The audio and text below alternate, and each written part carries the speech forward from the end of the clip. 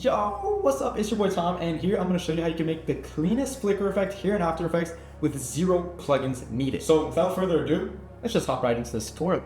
Alright, so here in After Effects, I have my 2 clips lined up, and what we're going to do first is come over here and add a solid, okay? We're going to add a fill to our solid and make it black, okay? And then we're going to cut this right here and add a proportional grid so we can just, track it better. And what we're going to do is just mask it out just like this so we have it perfectly like half center. And what we're going to do now is just, cut this right here so it's 1 frame long essentially.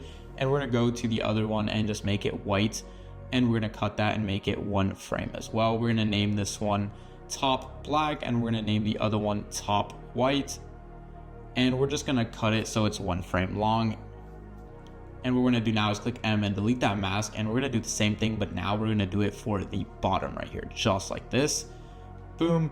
And we're going to make that 1 frame long, and we're going to make the fill black on the other one, and just rename this one bottom white, and we're going to rename the other one bottom black right here. And we're just going to cut that so it's 1 frame long, just like all of the other ones over here. As you can see, we're already getting a sort of cool look, but we're going to do way more because this is super ass right now, but we're going to make it way better. So we're just going to drag all of this right here and just start from 0. We're going to do the white one first right here.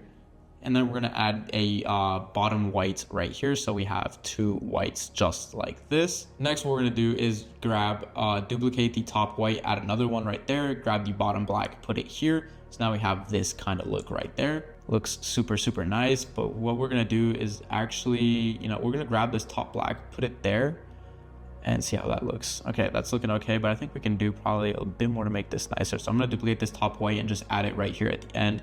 And I'm going to drag all of this over by 1 frame. So now we have this look, which already by itself looks super cool. But there's a lot more that we can do to really spice this up. I'm going to show you guys how you can make this transition, a simple transition, literally 50 times better.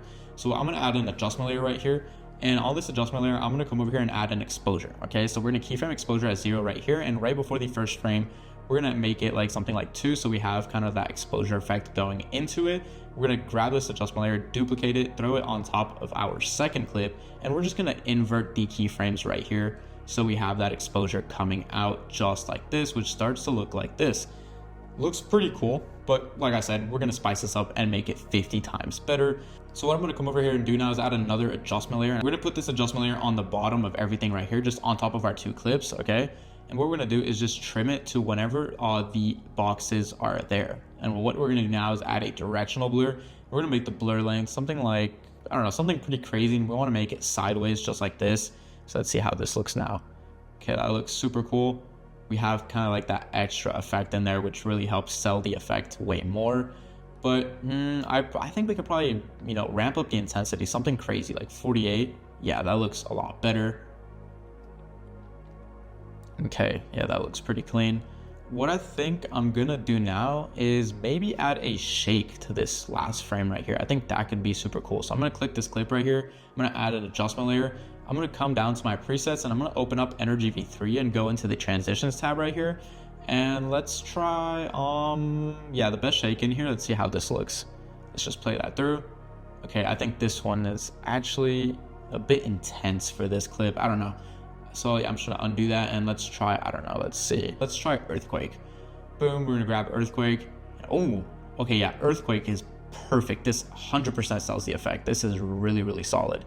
So Earthquake is definitely gonna be our choice right here. We're gonna leave Earthquake onto our clip. This already looks almost finished, but don't worry, we're gonna make this even fucking cooler by doing just a couple of more things. But I really think this shake right here makes the effect 10 times better. So what I'm going to do is add an adjustment layer on top of our first clip right here. We're going to make it 1 frame long, just like this, okay? And what we're going to do with this frame right here is we're going to come over here and add a mini max effect, okay? And we're going to make the radius something like 10, and we're going to add an invert. Boom, just like that. That's all. So now we have this 1 frame that's inverted with the white block.